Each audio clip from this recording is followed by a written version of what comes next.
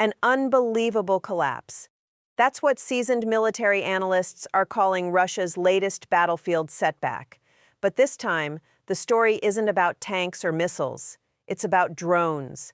In a conflict already defined by the relentless rise of cheap loitering munitions and terrifying swarm tactics, Ukraine has, once again, dramatically flipped the script with a groundbreaking innovation: interceptor drones.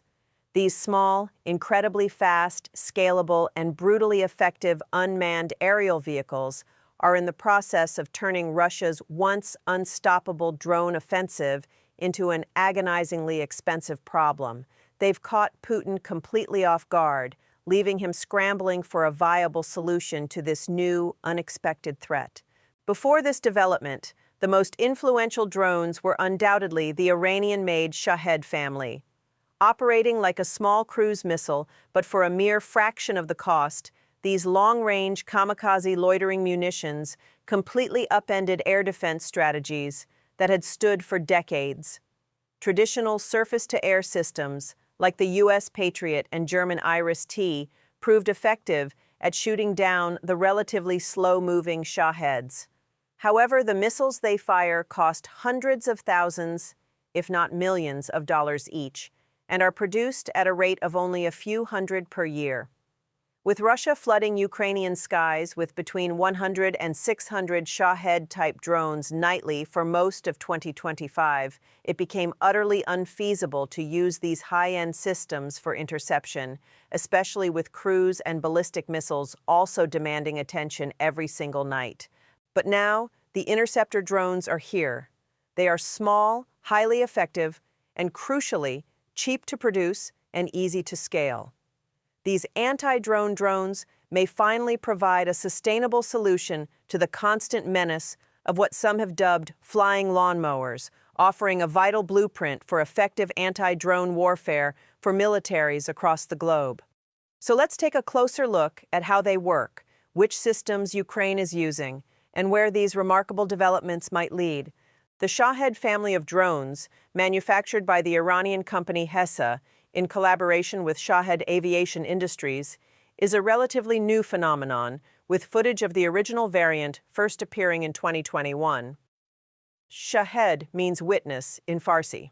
To date, the Shahed 136 has been the most influential variant, so much so that the U.S. has even reverse-engineered it to develop its own one-way attack drone, the low-cost Unmanned Combat Attack System, or LUCAS.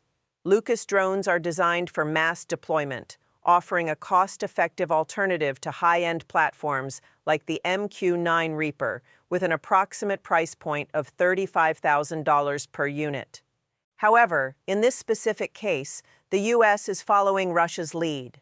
In 2022, Russia began importing large numbers of Shahed 136 from Iran for use in Ukraine, and then swiftly commenced manufacturing them in Russia from Iranian-supplied kits. Over time, Russia has implemented various modifications and upgrades to the original design, creating a variant known as the Geran, Russian for geranium. At a massive manufacturing plant in Alabuga, Tatarstan, the development of Gerans has scaled up dramatically. Ukrainian intelligence estimates that by the end of 2025, Russia was producing between 170 and 190 of the latest Geran 2 and Gabera decoy variants daily. Compared to the Iranian Shahed 136, the Geran 2 has received some significant enhancements.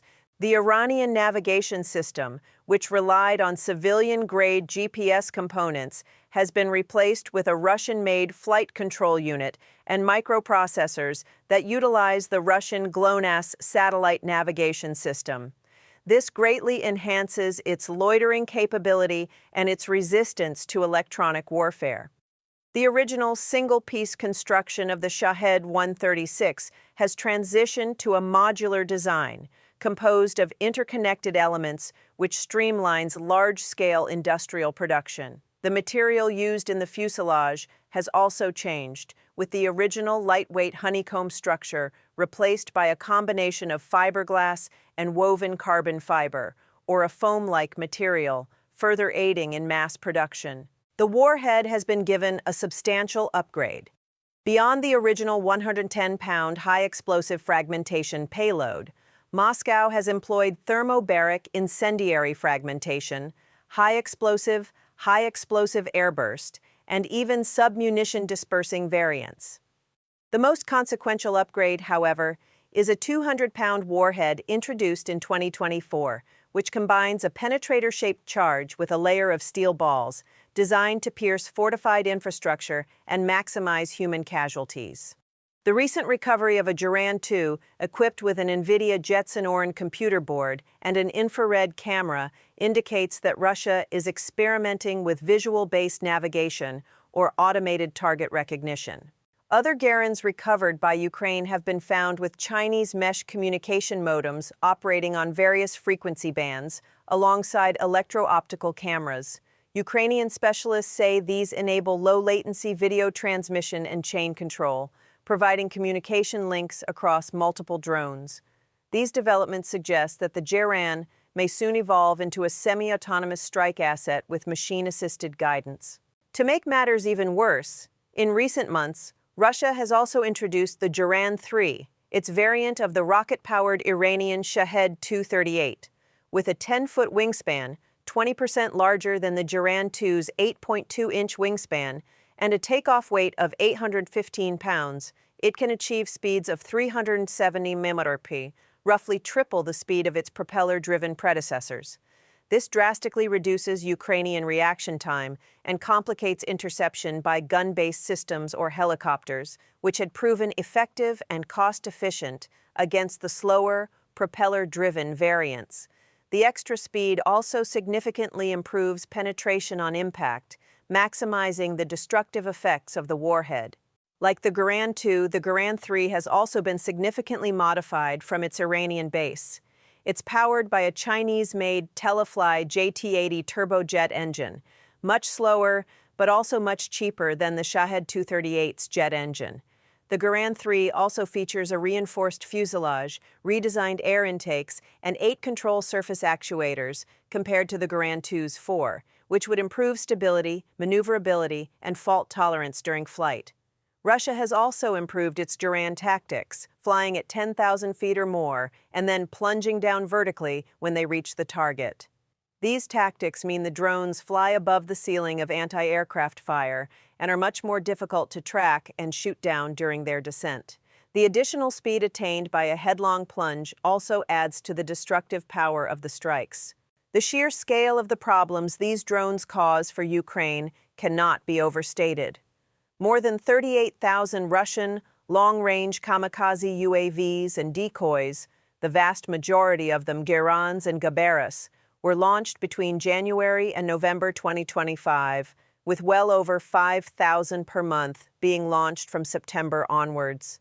That represents almost two-thirds of total kamikaze UAV strikes since February 2022, highlighting the rapid acceleration in their use.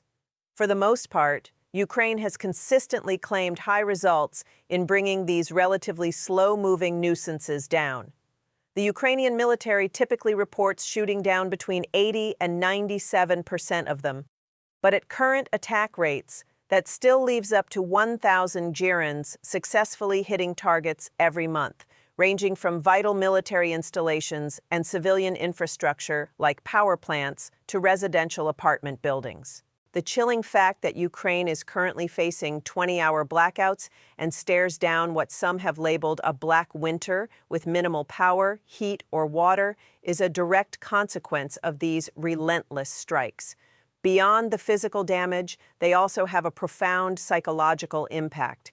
The relentless stress of hearing gerans, air raid sirens, and air defense explosions in the sky, cowering in shelters, fearful of being struck, and then dealing with the aftermath of successful strikes slowly but surely grinds down the morale of the embattled population. With an increasing shortage of high-end air defense systems and interceptor missiles available to Ukraine from its NATO partners, in no small part due to how many have been used up in Ukraine, anti-drone countermeasures have, out of necessity, diversified. Ukraine has responded to the escalation of drone attacks by creating an extensive network of roughly 900 mobile fire groups that hunt down Gerans with ground and helicopter-based machine guns, automatic cannons, and portable anti-aircraft missile systems like man-pads. These groups include military and National Guard personnel working in conjunction with local radars, thermal and optical surveillance systems, and air defense control centers. This configuration allows for flexible movement of forces, rapid patching of gaps in defense, and quick response to changes in Russian drone flight paths overnight. And now, they add the interceptor drones to the mix. Unlike counter-drone systems like machine guns, which involve scattering fire across a wider range of sky in the hope of hitting gerunds, interceptor drones are designed to hunt specific targets with precision, much like a Patriot interceptor missile, but at a tiny fraction of the cost. Operators receive target designation from observation posts and radars, after which the interceptors are launched at them. This strategy reduces the distance to the interception, thereby increasing the hit rate and effectively forcing Russia to fight on the terms of the Ukrainian defense. Somewhat ironically, the concept of the interceptor drone was initially inspired by the Russians themselves. Specifically, they originated as a way of dealing with Russia's high-altitude surveillance drones on the front lines. Flying at around 23,000 feet, these Russian high-altitude drones were loitering too high for machine guns or shotguns to bring down. These $100,000 drones were having a serious impact on the battlefield, identifying Ukrainian positions and gaps between them, and guiding artillery and drone strikes onto those positions or Russian advances between them. Ukraine began modifying its FPV, first-person view drones, to act as interceptors in 2024. The interceptor pilots, adapting air-to-air dogfighting tactics, became experts in taking out Russian recon drones and were soon reporting taking them down by the hundreds. So, as Russia ramped up its Geran strikes, it was simply a matter of switching the targets of interceptor drones from reconnaissance drones to Gerans. However, because Gerans, at over 400 pounds, are much larger than reconnaissance drones and fly higher and faster than the original FPV interceptors, some design modifications were required. And have these modifications been successful? You bet. Earlier in 2025, Alexei Ruginin, managing director at TPU Nagatinskaya, claimed that Ukrainian interceptor drones had downed over 500 Gerans under the Clear Sky initiative to defend Kyiv, using drones guided by radar and visual systems. In a few months since its launch, the system has intercepted more than 500 Geran attack drones, he said, adding, "In fact, we're talking about an urban anti-drone dome built on the mass use of small-size interceptors, primarily FPV drones. The system includes calculations on vehicles, a monitoring and coordination center, and a training center." Since then, Ukraine's use of interceptor drones has ramped up considerably, and they're only just getting started. By April 2025, Darkstar, a coalition of Ukrainian defense technology groups, was reporting that at least 5 interceptor models had already brought down Shaheds. Then, in July, Oren Zumatilov, director of Ukraine's Defense Procurement Agency, announced that it had signed contracts for tens of thousands of interceptor drones. Tens of thousands of interceptor drones. "This is what we already have contracted and will continue to contract," he told Ukrainian outlet Babel, adding, "Our contracting now, on the one hand, depends on the manufacturer's capacity and on the other hand, on the state budget's capacity. We'll definitely contract everything that the state budget can afford."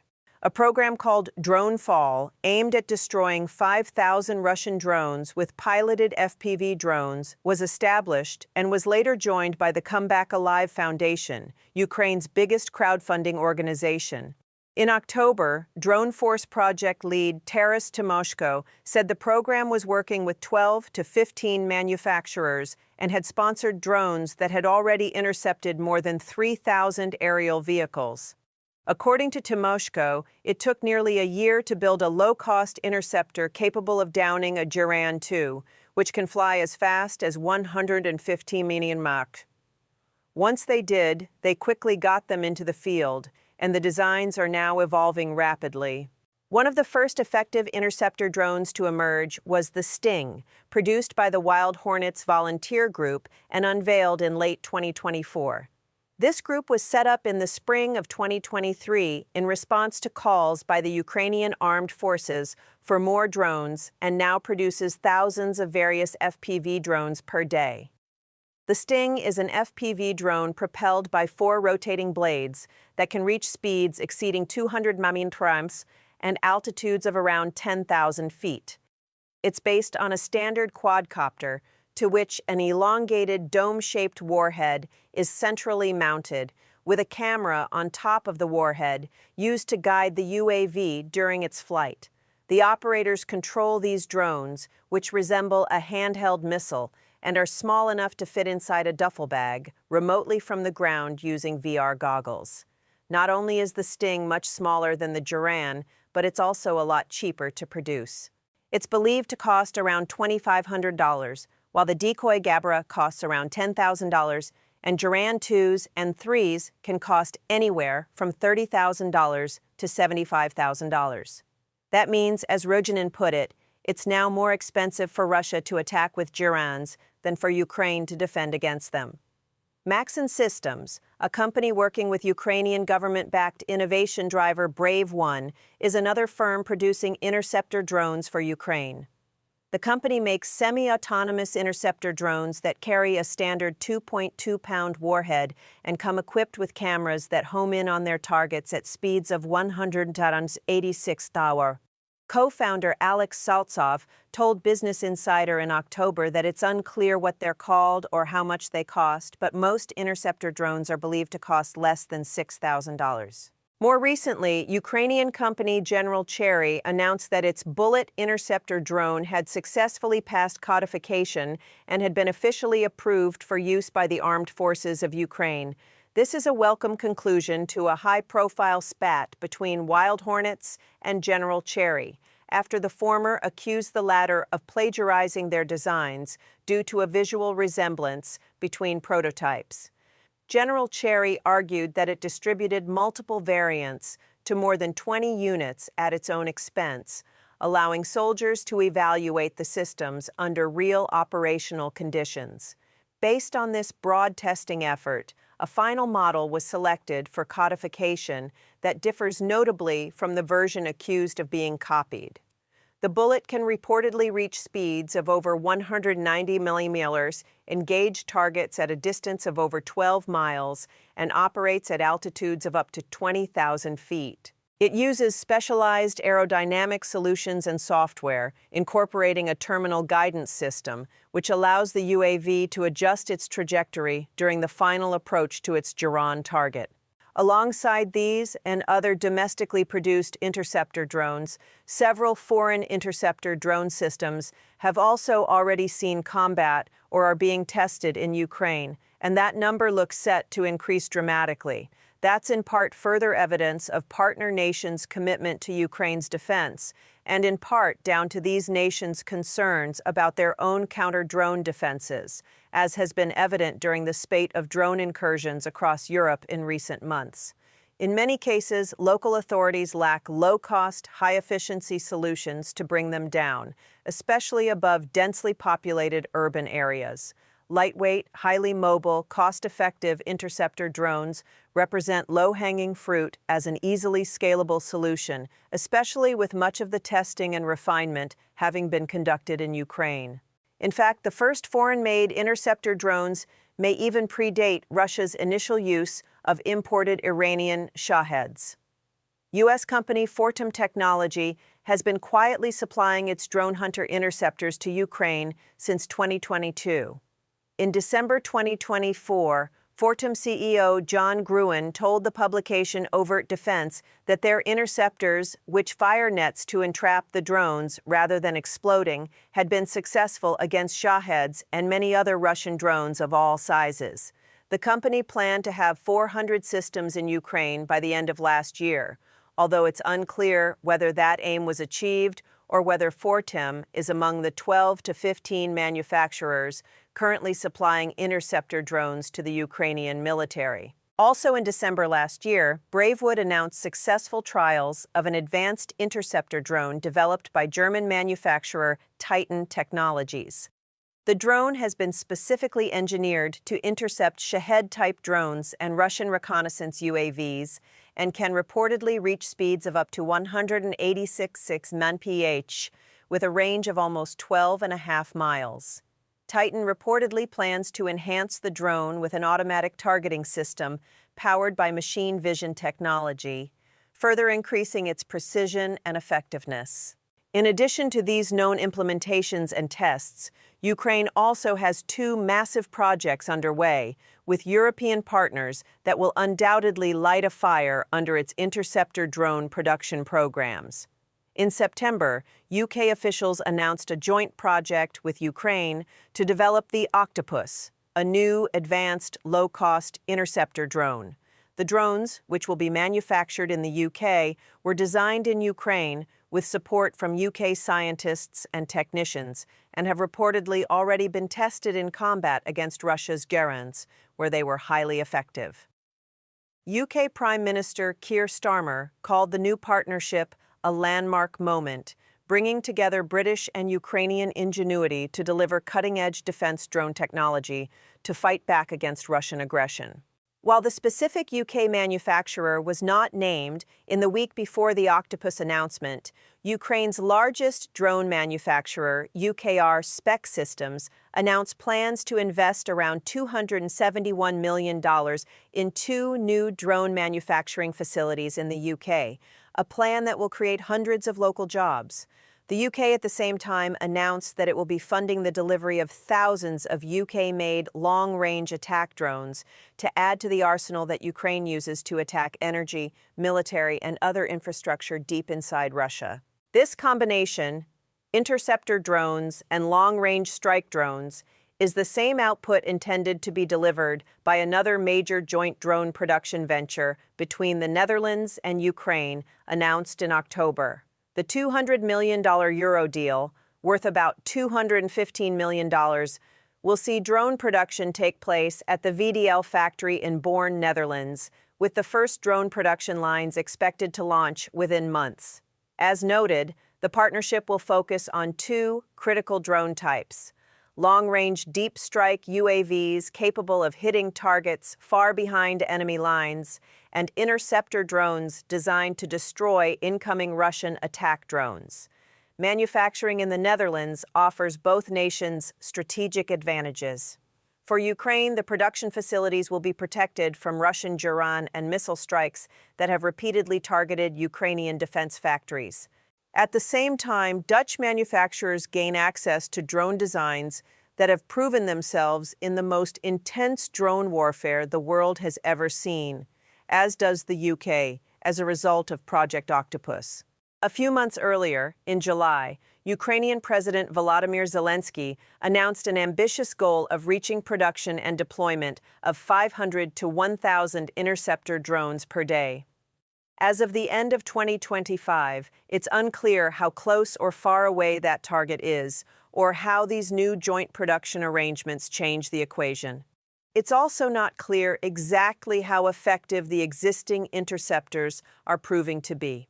There are a lot more claims of high effectiveness than verifiable footage to support these claims. Given that most interceptors seem to have similar camera systems to the FPV drones Ukraine uses on the front lines, footage of successful strikes should be just as easily obtainable. Some analysts and drone developers have suggested that this is due to secrecy, not wanting to give away to Russian observers how the interceptors work and where they're fired from, or that their effectiveness is being overstated as hundreds of millions of dollars pour into developing them. It certainly wouldn't be the first time during this war. Either way, while interceptor drones certainly have the potential to turn the Geran equation on its head, both militarily and economically, several challenges will have to be overcome before they can make a decisive difference. Overcoming the Geran 3, which flies at almost 3 times the speed of its predecessors and twice the speed of all the interceptor drones we've covered, will be foremost among these. The jet-powered drone is also equipped with jamming-resistant satellite navigation using a 12-element adaptive antenna array, making it immune to the electronic warfare tactics that work against slower Shaheds. That said, Ukrainian sources have already started sharing images of what they claim are Geran 3s shot down by interceptor drones. As with most advanced weaponry, another key issue is training. According to Tomoshko, hit rates range from 30% for some interceptors to as high as 80 or 90% for the best systems and pilots. If the drone is not automated, the most crucial part is the skills of the pilot, he said, adding, if the pilots are trained well, if they have lots of experience with drone interception, they demonstrate 9 out of 10 results. Compounding the problem is that only the best drone pilots can master interceptor operations.